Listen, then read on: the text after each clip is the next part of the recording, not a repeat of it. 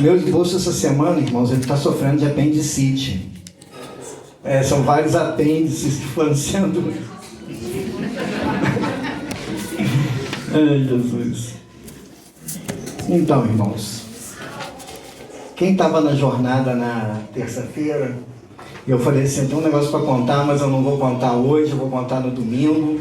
Uma experiência que aconteceu da segunda para a terça-feira, porque quando o Mateus me convidou primeiro para a série, ele não me falou o texto, claro, não tinha ainda definido o texto, mas eu estava para começar o curso teológico, escrevendo a apostila, estava preparando a jornada, ainda numa fase ainda de algumas coisas, estava preparando o meu TCC, estou preparando o TCC, e me apareceu esse convite, eu falei assim, não recuso, vamos tocar aqui. Aí na semana passada teve um pico de luz lá no meu bairro lá, saiu queimando tudo, inclusive o HD do meu computador, que estava a minha apostila, que eu já tinha que ter impresso essa semana, 100 páginas, eu tive que reescrever toda essa semana, 100 páginas de uma apostila de teologia.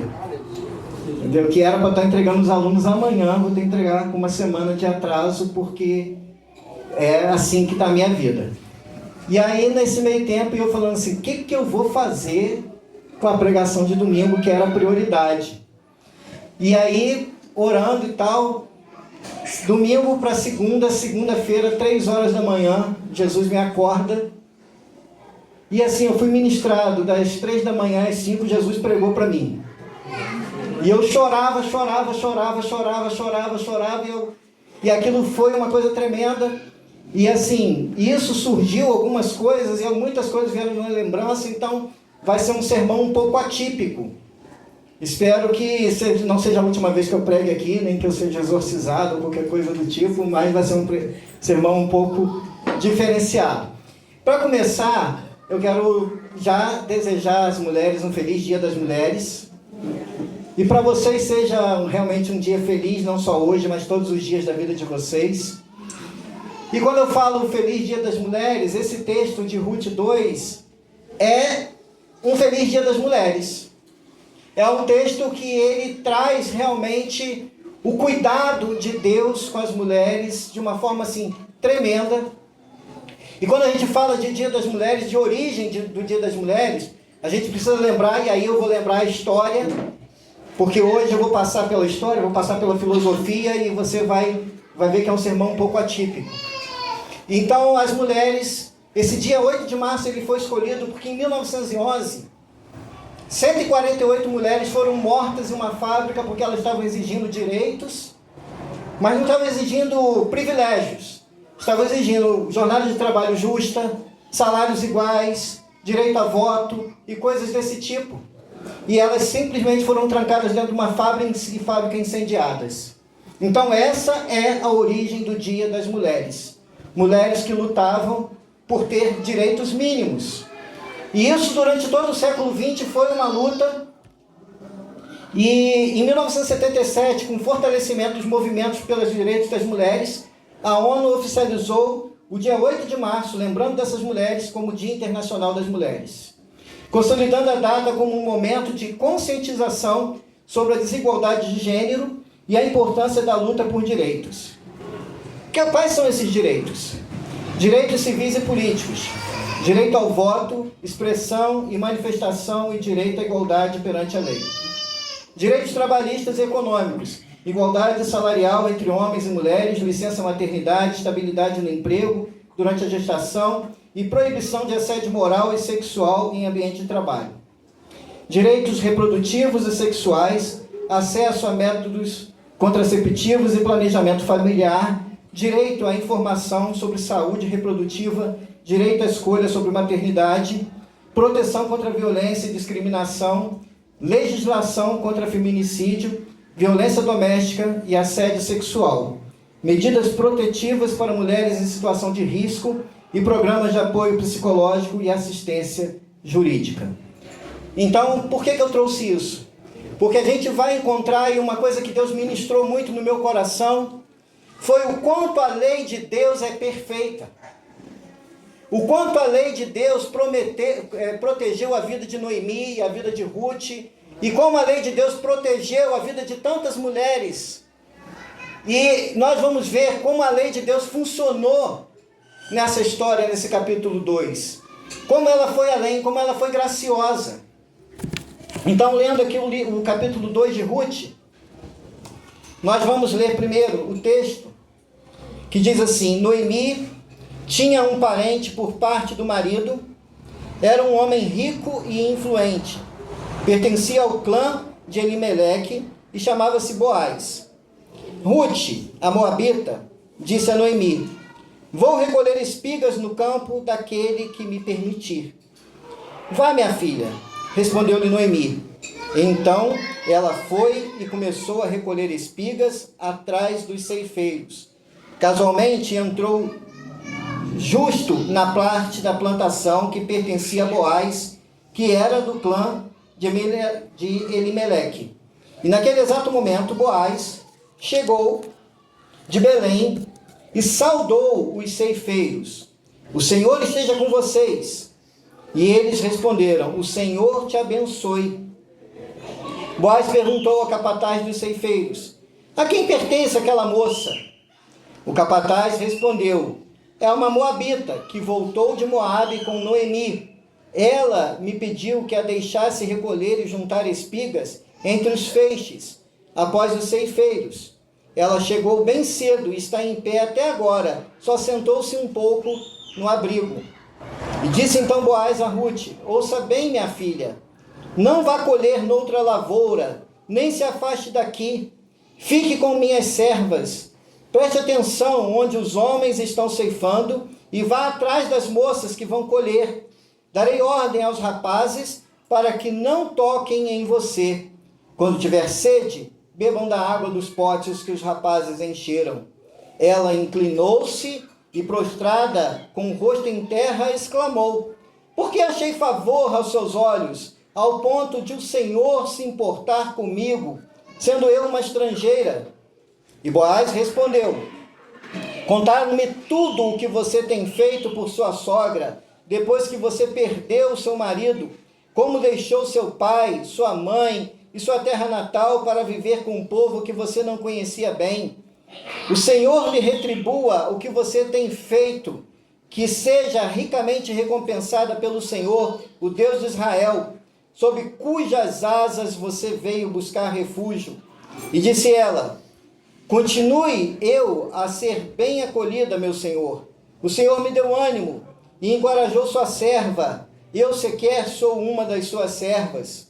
Na hora da refeição, Boaz disse-lhe: venha cá, pegue um pedaço de pão e molhe no vinagre. Quando ela se sentou junto aos ceifeiros, Boaz lhe ofereceu grãos tostados.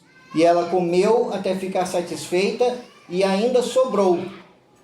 E quando ela se levantou para recolher as espigas, Boaz deu essas ordens aos seus servos: mesmo que ela recolha entre os feixes, não a repreendam. Ao contrário, quando estiverem colhendo, tirem para ela algumas espigas dos feixes e deixem-na cair, para que ela a recolha e não a impeçam. E assim Ruth colheu na lavoura até entardecer, e depois debulhou o que tinha juntado, quase 18 quilos de cevada, e carregou-a para o povoado. E sua sogra viu quando Ruth havia recolhido, quando ela lhe ofereceu o que havia sobrado da refeição. E a sogra lhe perguntou: onde você colheu hoje? Onde trabalhou? Bendito seja aquele que se importou com você. Então Ruth contou à sogra com quem tinha trabalhado: o nome do homem com quem trabalhei hoje é Boaz. E Noemi exclamou: seja ele abençoado pelo Senhor, que não deixe de ser leal e bondoso com os vivos e com os mortos. E acrescentou: aquele homem é nosso parente, é um dos nossos resgatadores. E Ruth, a moabita, continuou: pois ele mesmo me disse também: fique com os meus ceifeiros, até que terminem toda a minha colheita. Então Noemi aconselhou a sua nora Ruth: é melhor mesmo você ir com as servas dele, minha filha. Noutra lavoura poderiam molestá-la.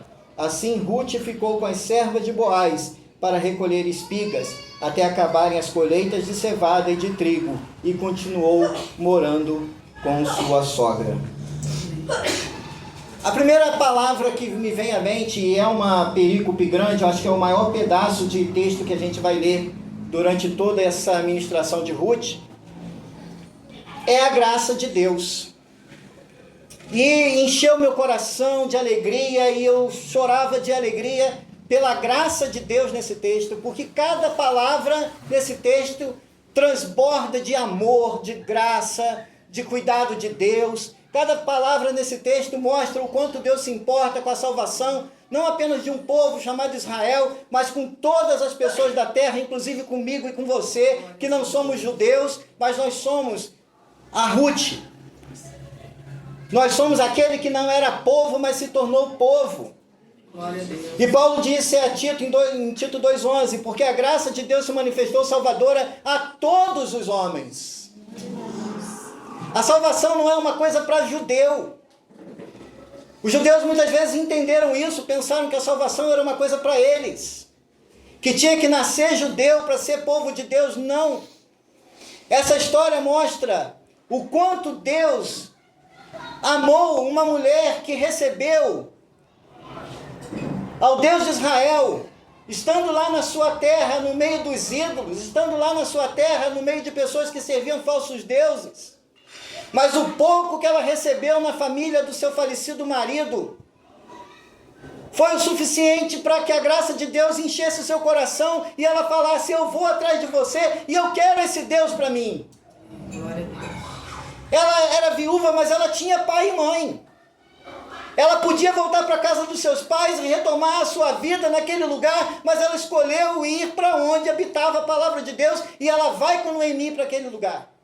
Sem garantia de um novo casamento, sem garantia de alimento, sem garantia de um teto, sem garantia de nada. Ela faz como Abraão fez. Ela saiu da casa dos seus pais, da sua parentela, foi para uma terra a qual o Senhor disse para que ela fosse, disse ao seu coração.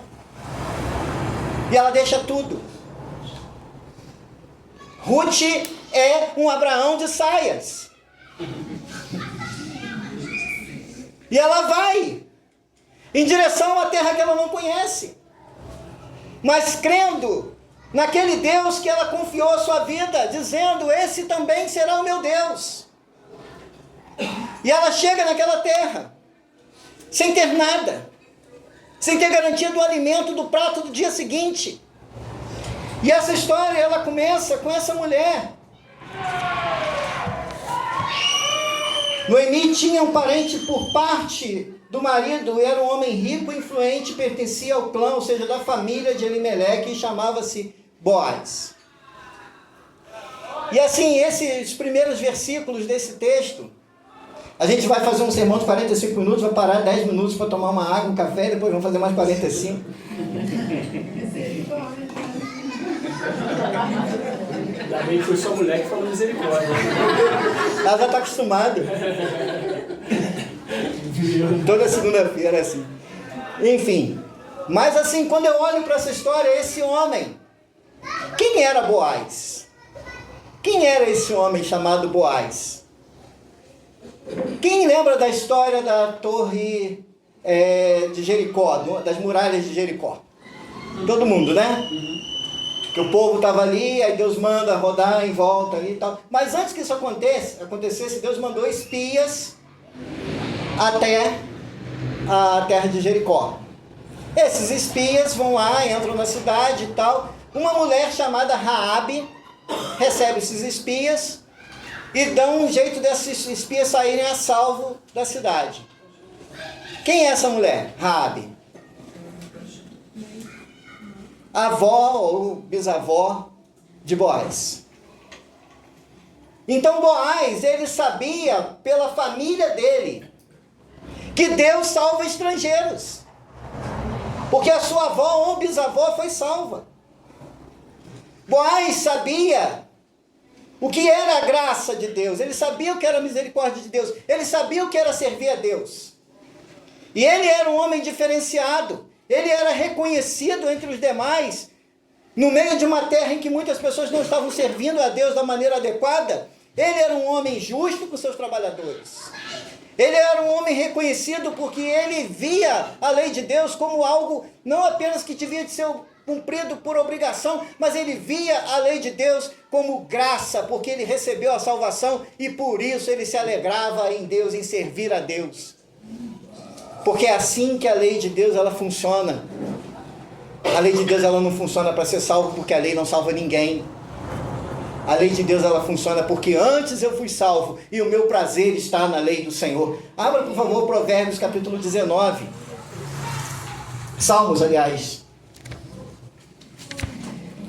Marca Ruth porque a gente vai voltar em Ruth.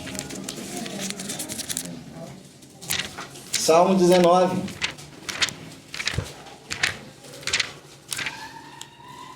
No versículos 7 a 10. A lei do Senhor é perfeita e revigora a alma. Os testemunhos do Senhor são dignos de confiança e tornam sábios os inexperientes. Os preceitos do Senhor são justos e dão alegria ao coração. Os mandamentos do Senhor são límpidos e trazem luz aos olhos. O temor do Senhor é puro e dura para sempre. As ordenanças do Senhor são verdadeiras e são todas elas justas. São mais desejáveis do que o ouro, do que muito ouro puro. São mais doces que o mel, do que gotas de favo. Por isso por elas o teu servo é advertido. Como Davi escreveu esse salmo dizendo a alegria que ele tinha em cumprir a lei de Deus. Quando eu vejo a forma como Boaz, ao decorrer desse capítulo, ele vai cumprindo detalhes da lei. A lei da respiga, que era o permitir os órfãos, as viúvas, as mulheres desamparadas colherem. Era uma lei que fazia com que mulheres que estavam desassistidas socialmente pudessem ter o alimento. Quando ele garante proteção a essa mulher, dizendo para os empregados, ninguém a toque, ele estava fazendo com que essa mulher não sofresse qualquer tipo de assédio. E por aí fora a gente vai vendo como ele tinha prazer de ir além do cumprimento legal da lei, mas de fazer a vontade de Deus de forma graciosa. E voltando ao nosso texto.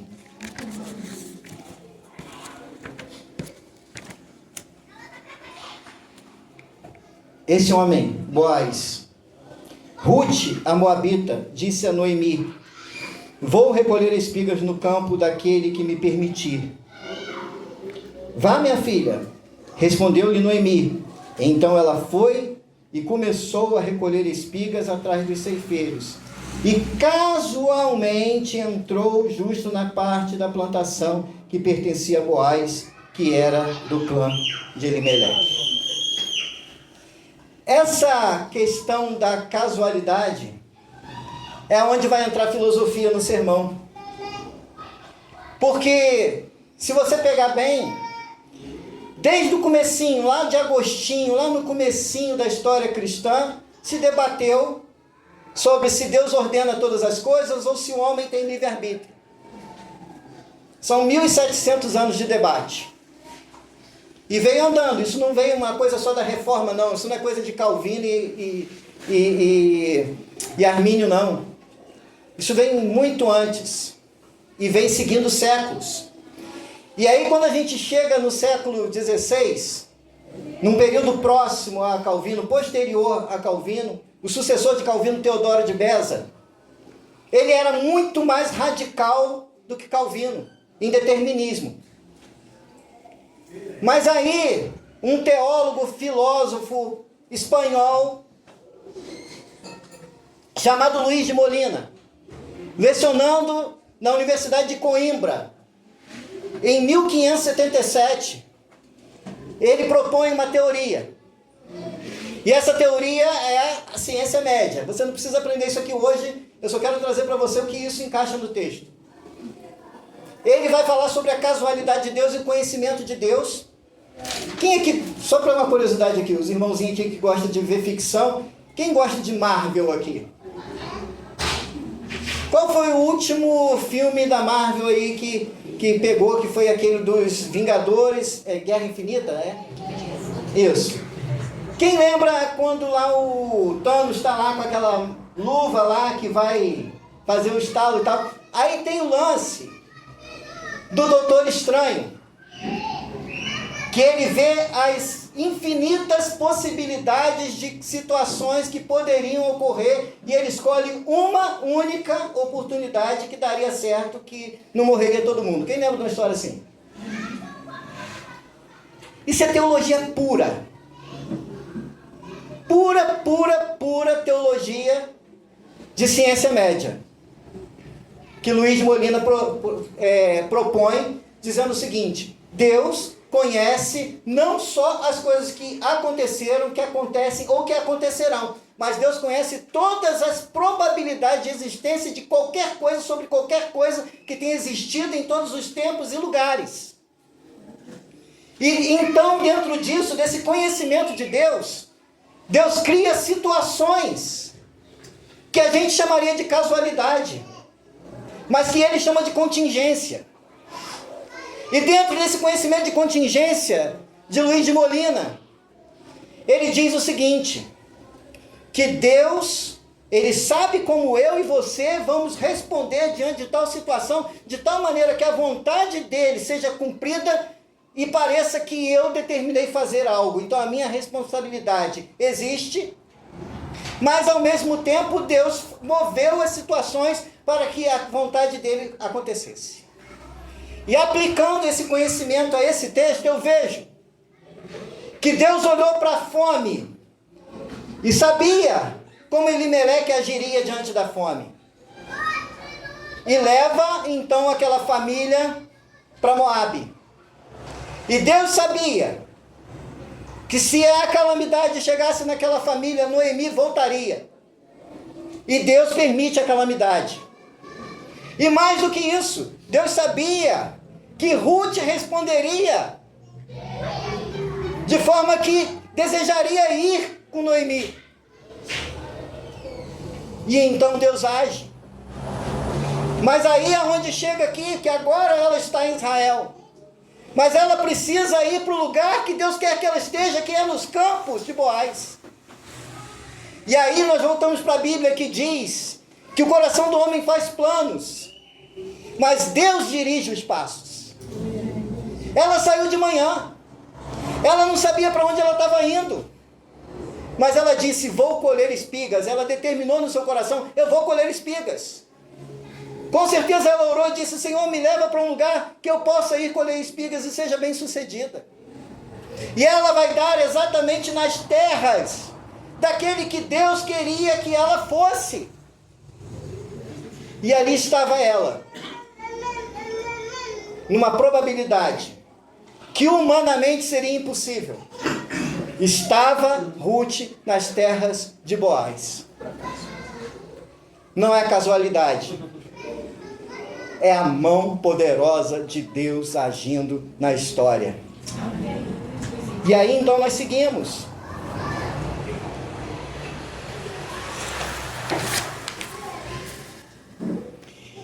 Haviam leis. E essas leis que eu quero invocar aqui nessa noite, que Boaz cumpre e vai além dessas leis. Levíticos capítulo 19, versículos de 9 a 10. Quando fizerem a colheita da sua terra, não colham até as extremidades da lavoura, nem ajuntem as espigas caídas de sua colheita. Não passem 2 vezes pela sua vinha, nem apanhem as uvas que tiverem caído. Deixem-nas para os necessitados e para os estrangeiros. Eu sou o Senhor, o Deus de vocês. Então aqui está a lei. Aqui Deus determinou. Quando você for fazer a colheita da terra, não colha tudo. Deixe alguma coisa. Ali vão entrar os órfãos, as viúvas, os estrangeiros, os necessitados. Ruth era o quê? Mas o quê? E necessitada. Era para ela essa lei. Ela tinha 3 requisitos. Se ela fosse no CRAS da época, ela atendia os requisitos para receber o Bolsa Família da época. Porque ela era viúva, ela era necessitada e ela era estrangeira, só não era órfã. Mas a partir do momento que ela largou a terra, passou a ser órfã. A lei, ela não era apenas religiosa, ela revelava o coração de Deus. Olha o que diz Deuteronômio 15:11. Sempre haverá pobres na terra, portanto, eu lhe ordeno que abra o coração para o seu irmão israelita, tanto para o necessitado como para o pobre em sua terra. Ou seja, pobres haverão, mas é necessário que vocês abram o coração para cuidar dos pobres. É a lei. Um dia Ruth toma essa decisão e ela vai. O coração do homem planeja seu caminho, mas o Senhor determina os passos. Agora o cenário muda. Ruth entra em um campo, mas ela não encontra um homem cruel. Ela poderia ter entrado em um campo e encontrado um homem que não cumpriu a lei. Porque já foi falado aqui em pregações anteriores que aquele período ali o povo não estava muito cuidado de guardar a lei. Mas ela entra em terras de um homem que ainda tinha a lei de Deus em alta estima no seu coração, porque era o cuidado de Deus levar ela para aquele lugar. Boaz, como disse, era descendente de Raabe, uma estrangeira, ex-prostituta, única sobrevivente de Jericó. E o caráter de uma pessoa aparece quando ela tem poder sobre alguém mais fraco. Ruth dependia dele. Boaz escolhe honrar a Deus, cumprindo a lei. E aí então, nas suas terras, ele cria um ambiente seguro. Era um oásis, em meio a um tempo em que as pessoas não estavam preocupadas com a lei de Deus. E eu quero dizer para você nessa noite que se o seu vizinho não cumpre a lei de Deus, o problema é dele, cumpra você. Se o teu parente não ama a Deus, não se preocupe com isso, ame você a Deus. Se aquela pessoa da sua casa não quer andar nos caminhos do Senhor, ande você nos caminhos do Senhor. Boaz, ele cria nas suas terras um ambiente diferenciado. Um lugar em que as mulheres eram respeitadas, que os trabalhadores eram dignos do seu trabalho. Quando ele chega nas terras, ele sauda os trabalhadores de uma forma carinhosa e eles retribuem de uma forma carinhosa. Não havia tensão no trabalho naquele lugar. Ele chega, ele senta à mesa com os trabalhadores, ele come junto. Todos comem até se fartar. Não há comida medida, mas há comida com abundância e todos comem o quanto quiseram. Aquele tratamento que Boaz estava dando para Ruth era o tratamento que ele dava às suas servas. Ele tratava assim também as outras mulheres. Não é porque ele achou a Ruth bonitinha, não é porque num primeiro momento ele achou que ele se interessou pela Ruth. Ele tratava assim as mulheres.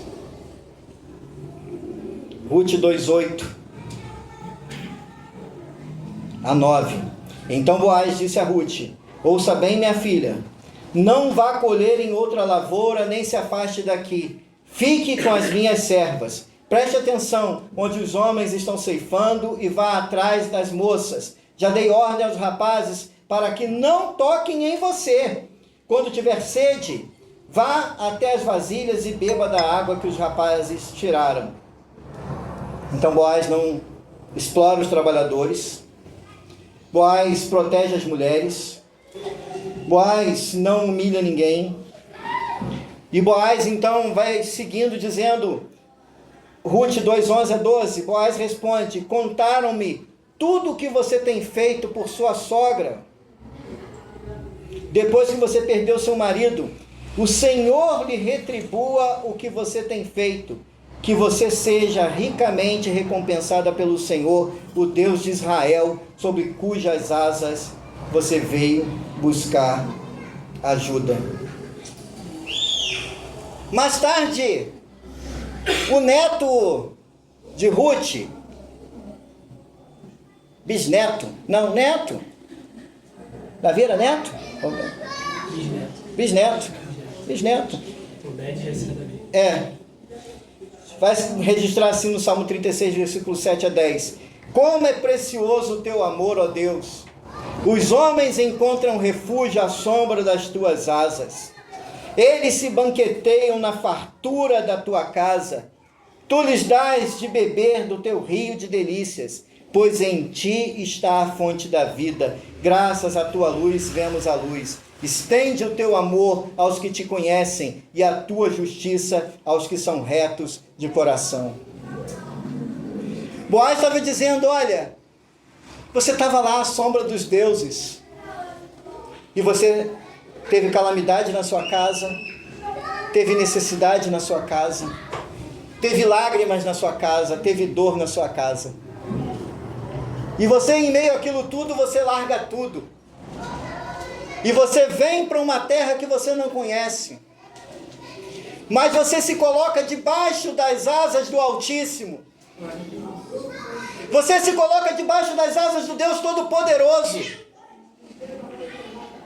O Senhor lhe retribua o que você tem feito, que você seja ricamente recompensada pelo Senhor, o Deus de Israel, sob cujas asas você veio buscar refúgio. Quem veio buscar refúgio debaixo das asas do Senhor nessa noite?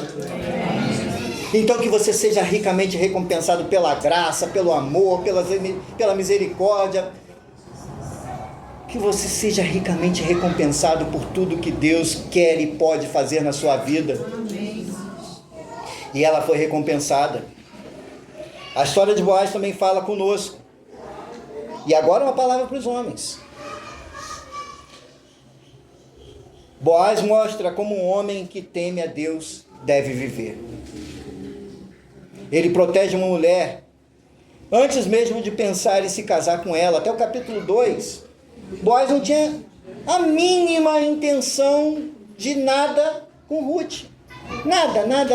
Não tem nada aqui acontecendo ainda. Quem vai pregar no capítulo 3 e no capítulo 4, que vai pegar a parte do romance. Eu estou aqui na parte ainda do conhecimento.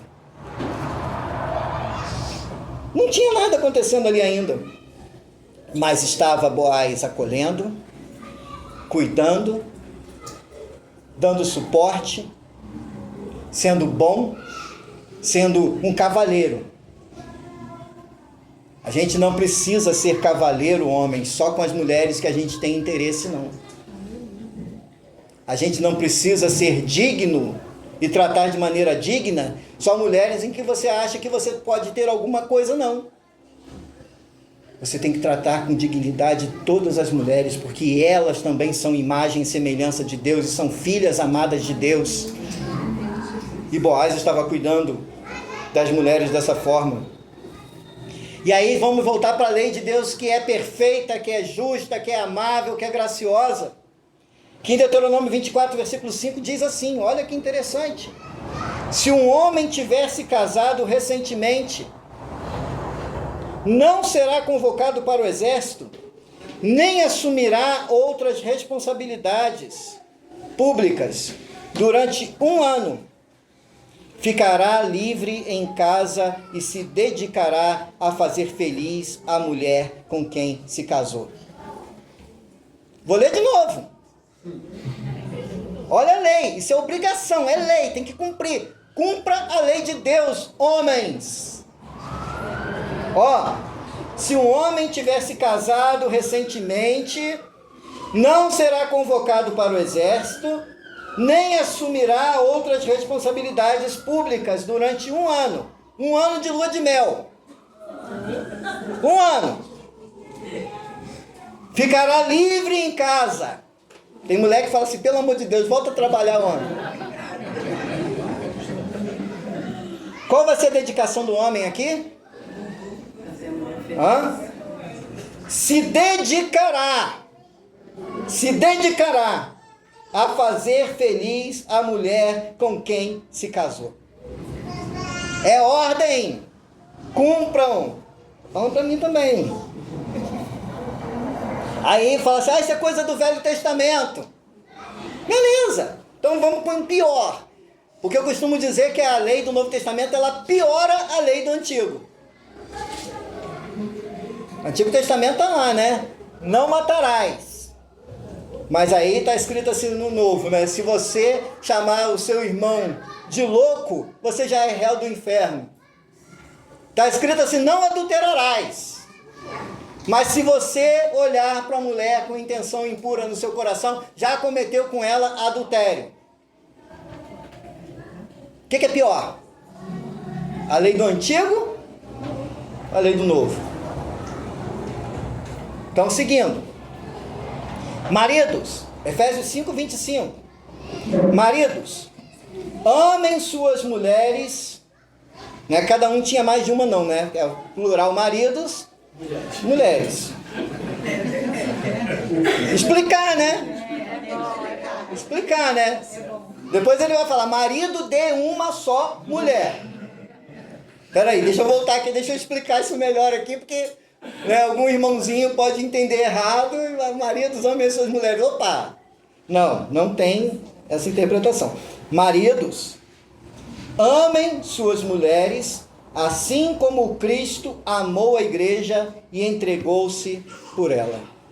Eita! Pesado, né? Como é que Cristo amou a igreja?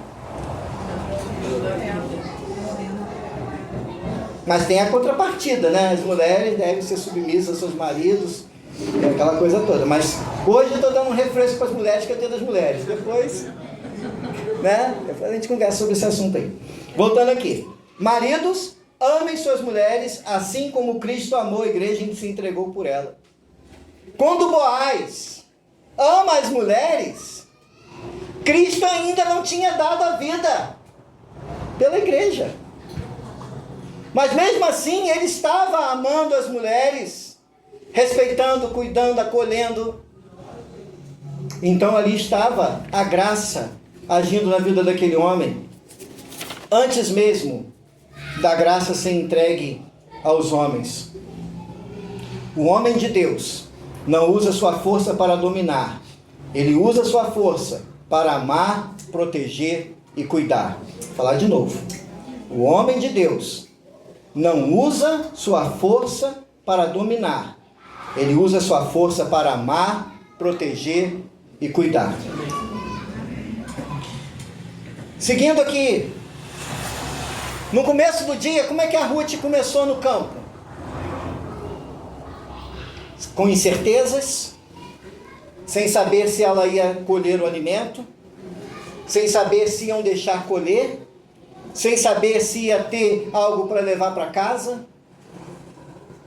Um começo de caminhada difícil. Mas no versículo 14, na hora da refeição, Boaz lhe disse: venha cá, coma um pedaço de pão e molhe-o no vinho. E aí, quando ela se sentou junto aos segadores, ele lhe ofereceu grãos tostados, e ela comeu, saciou-se e ainda sobrou. Ela estava ali, ela não conhecia ninguém, ela não sabia se ela teria alimento naquele dia, ela não sabia como seria o seu dia. Mas já pelo meio do dia, quando os trabalhadores fazem a pausa para se alimentarem, Boaz fala assim: vem cá, minha filha, senta aqui à mesa para comer junto, comer o pão, molha aqui no vinagre o pão. Eu acho que tem alguma coisa errada com esse vinagre aqui, não sei. Acho que não sei. Mas enfim, o importante é que diz que era uma comunhão oferecida. E eu quero te dizer que nesse momento Boaz é como se fosse Cristo oferecendo para você e para mim a comunhão. E você de repente, como o filho pródigo, que está no caminho da casa do pai, sem saber como vai ser recebido, como vai ser acolhido, como o pai vai receber, dizendo assim: olha, me permite pelo menos ser um trabalhador, tendo muitas ideias na cabeça. Mas a graça acolhe e abraça. A graça, ela recebe aquele que não se sente digno. A graça recebe aquele que reconhece que não tem direitos. A Ruth, ela chega aqui, ela não tem direito algum, ela é moabita. O texto vai dizer várias vezes: a moabita, a moabita, a moabita. São 15 vezes que ela é chamada de moabita. 15 vezes ela é chamada de moabita no texto. E ela sabe que ela é moabita. Ela sabe que não tem direitos. Você só pode receber a graça quando você reconhecer que você não tem direitos próprios. Ela não chega ali dizendo, essas terras aqui, parte delas é do meu falecido marido, direito de herança. Não. Ela chega de mãos vazias. E a gente também chega diante de Deus de mãos vazias. A gente chega diante de Deus com humildade no coração. E assim ela chega. E assim a palavra diz, os humilhados serão exaltados. E aquela mulher que chega ali com medo, com temores, ela senta à mesa. Agora a estrangeira está sentada à mesa. A excluída participa da comunhão. A desprezada encontra dignidade. E agora então Boaz é uma figura de Cristo. Boaz não sabia, mas ele estava participando de um plano eterno. Ele não sabia que Deus, nos seus eternos propósitos, antes da fundação do mundo, resolveu juntar uma moabita com um israelita. E Deus move céus e terra para juntar esse casal. E ali Deus traz essa mulher para essa terra e faz com que o coração desse homem se abra para recebê-la com carinho. Na genealogia de Jesus, não é o marido de Ruth que entra. Não é o sogro de Ruth que entra. Na genealogia de Jesus, quem entra é Boaz e Ruth. Mateus 1,5 diz assim, Salmão gerou Boaz, cuja mãe foi Raabe. Mateus faz questão de dizer, olha, a mãe, pelo tempo não era mãe, era avó, bisavó, coisa parecida, mas na genealogia pula algumas pessoas. A mãe de Boaz era Ruth, Raabe, e Boaz gerou Obed, cuja mãe foi Ruth. Olha só de quem a genealogia é puxada. Mas interessante aqui, é que a lei determinava que a lei do levirato, o filho herdava o nome do pai. Não é o nome do marido de Ruth que é colocado na genealogia pela lei. Era o nome do marido de Ruth que tinha que entrar. Mas pela graça, quem entrou, Deus agraciou, foi com o nome de Boaz. Deus fez questão de lembrar de Boaz. E não do marido de Ruth. A graça sobrepõe a lei. 10 gerações de moabitas não podiam entrar no templo. Mas na terceira geração lá estava Davi servindo a Deus com alegria diante da arca do Senhor. Porque a lei foi quebrada, porque a graça sobrepõe a lei. Não é a lei que prevalece, é a graça que prevalece. 10 gerações de moabitas não podiam servir ao Senhor, e lá estava o Senhor escolhendo a terceira geração de uma moabita para ser o grande rei, o herdeiro das promessas de Deus, o rei que foi sempre reverenciado e ainda hoje é reverenciado por Israel e é lembrado. Jesus não é o filho de Alimeleque, Jesus é o filho de Davi. Jesus não é o filho do judeu Alimeleque, mas Jesus é o filho daquele que foi neto ou bisneto de uma moabita e talvez tataraneto de uma prostituta. Porque a graça acolhe, recebe, perdoa, lança os pecados no mar do esquecimento. A graça faz tudo novo. A graça zera a conta. E é isso que me fez chorar, porque eu estava me vendo dessa maneira, dizendo, a graça sobrepõe qualquer lei.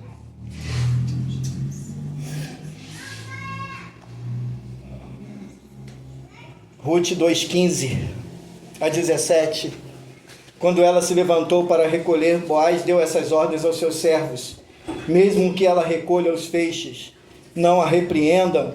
Pelo contrário, quando estiverem colhendo, tirem para ela algumas espigas dos feixes e deixem cair, para que ela as recolha e não a impeçam. Assim Ruth colheu na lavoura até entardecer e depois debrulhou cerca de 18 quilos de cevada. Ficou ruim até para carregar. Porque a graça é superabundante. Porque a graça não é sob medida. Porque Deus faz transbordar. Era mais do que o necessário. Ficou ruim de carregar 18 quilos. Mas Deus deu além. Que Deus pode estar dando além para você. Receba isso no seu coração. E carregou ela para o povoado. E sua sogra viu o quanto ela havia recolhido, e quanto Ruth trouxe, e lhe ofereceu o que havia sobrado da refeição. E aí ela fica espantada. Onde você colheu isso hoje? Como? É impossível você ter colhido tanto. Porque você foi para colher na sobra. E ninguém poderia deixar tanta sobra para trás desse jeito. Depois de debulhado 18 quilos de cevada, não tem como. A sogra lhe perguntou, onde você trabalhou? Explica essa história. Não tem como. Bendito seja aquele que se importou com você. Então Ruth contou à sogra que tinha trabalhado e que o nome do homem com que trabalhou era Boaz.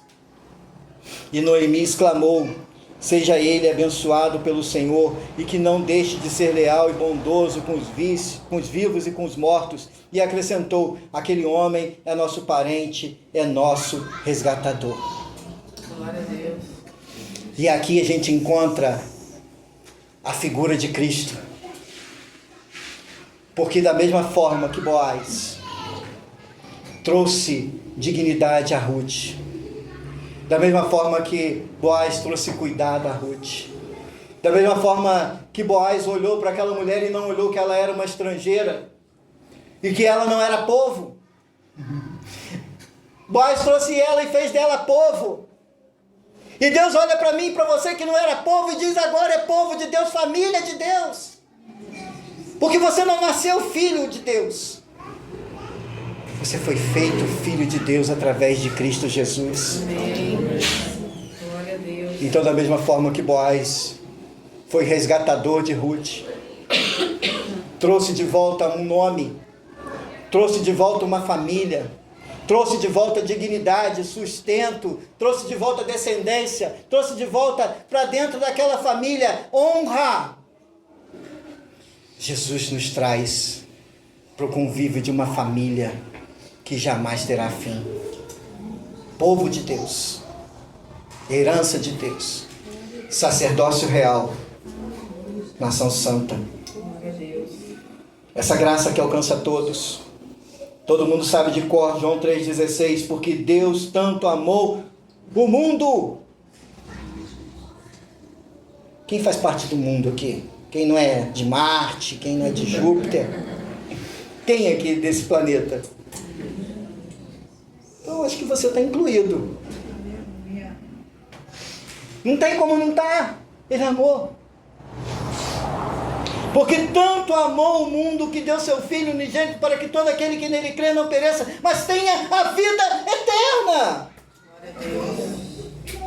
2 Coríntios 5,15. E ele morreu por todos, para aqueles que vivem, já não vivam mais para si mesmos, mas para aquele que por eles morreu e ressuscitou.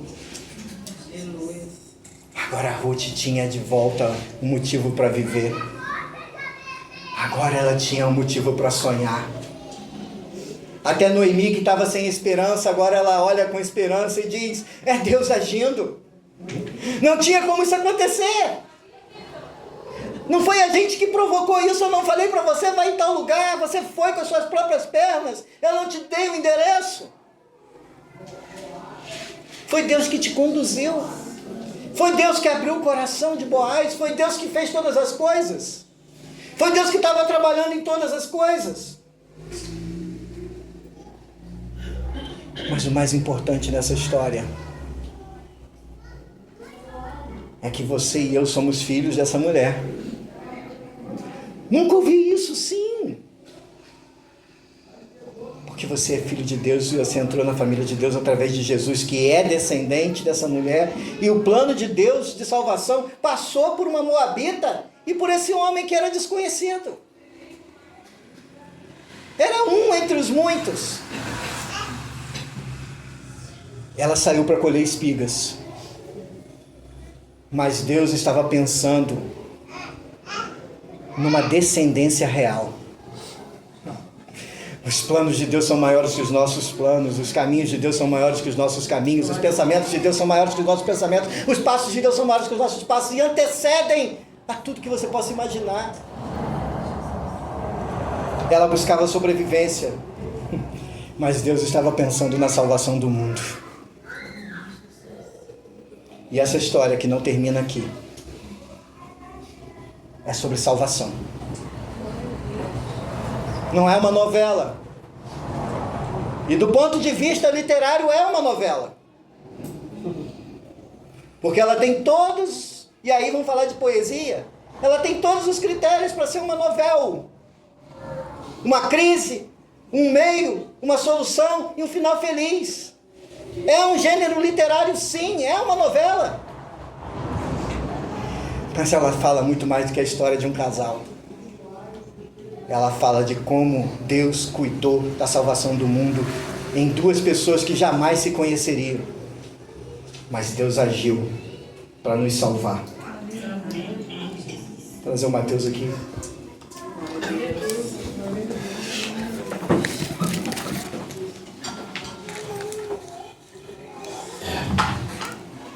Amém, irmãos? Amém? Deus fala. Amém. Acho que uma das coisas que o Duarte